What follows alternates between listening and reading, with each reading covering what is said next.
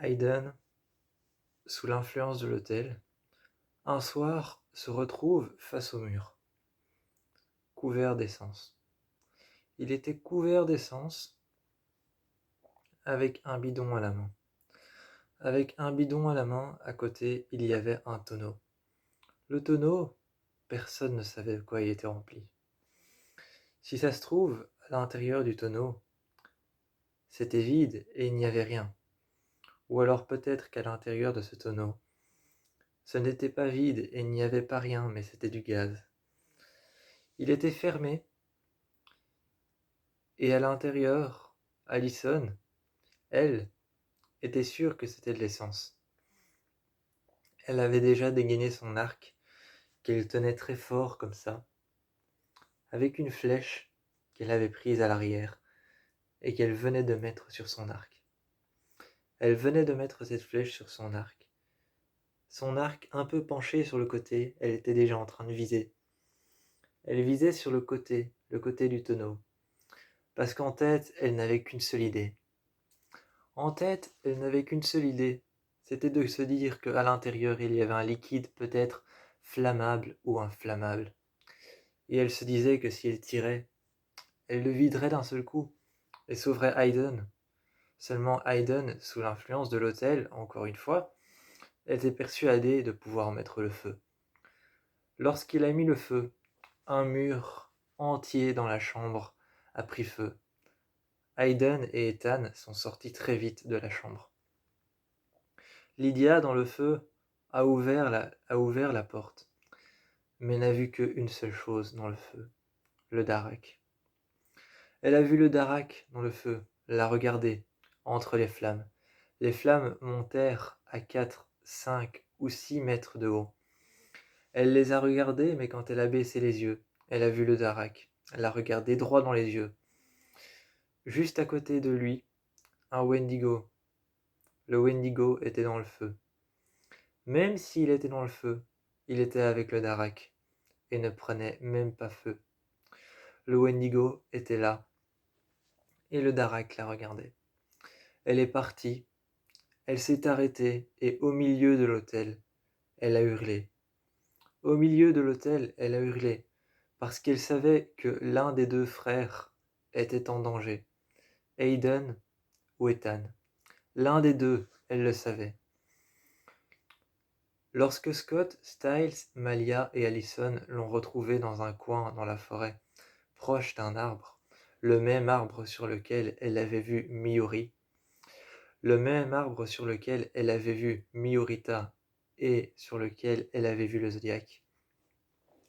Cet arbre sur lequel elle avait vu le zodiaque, cet arbre sur lequel elle avait vu Miorita, cet arbre auquel elle s'était accrochée, ils l'ont retrouvé là, recroquevillé, les jambes l'une sur l'autre, répétant sans cesse Haydn ou Ethan, répétant sans cesse Ethan va mourir, Haydn va mourir, Ethan va mourir, Haydn va mourir, sans cesse, et ça recommençait, en boucle, et en boucle, et en boucle. Allison est arrivée à côté d'elle, et Allison tenait encore une flèche en main. Elle l'avait posée sur ses épaules, le début de la flèche était ici, et l'arrière de la flèche était ici, reposée sur ses deux épaules. Elle la tenait, comme ça, et Lydia était juste à côté. Lydia était juste à côté, et elle la tenait comme ça. Elle l'a regardé et lui a demandé ce qu'il n'allait pas. Lydia ne pouvait pas parler, mis à part dire « Haydn va mourir, Ethan va mourir ». Elle ne disait que ça, en boucle, encore et encore. Scott est arrivé et a retiré la flèche qu'il y avait dans les mains de Allison. Allison l'a regardé, s'est levée et est tout de suite montée dans la chambre de Ethan et de Haydn. Quand elle est montée dans la chambre de Ethan et de Haydn, elle a pris son arc à flèche. Elle a tiré très fort sur la corde. Elle a mis une flèche, la même flèche qu'elle tenait, et elle a tiré sur la corde.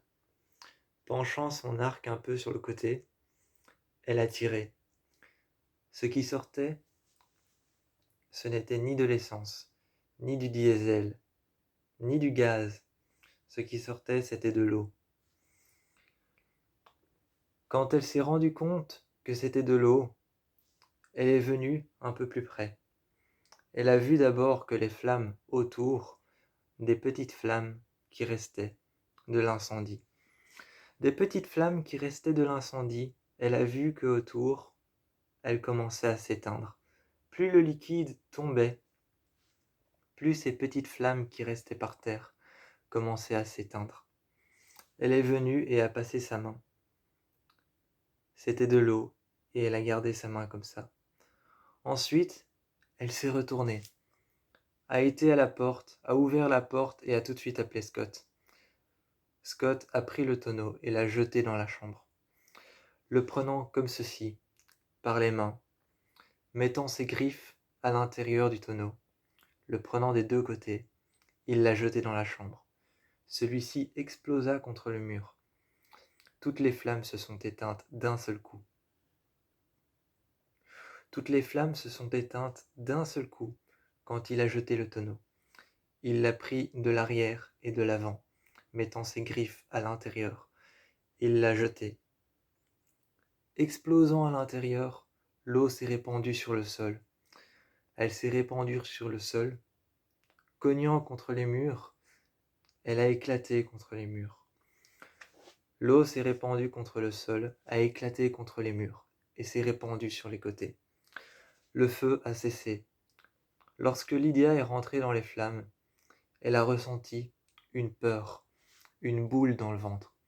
Elle a ressenti une peur et une boule dans le ventre qui l'oppressait et qui pressait juste ici dans sa poitrine.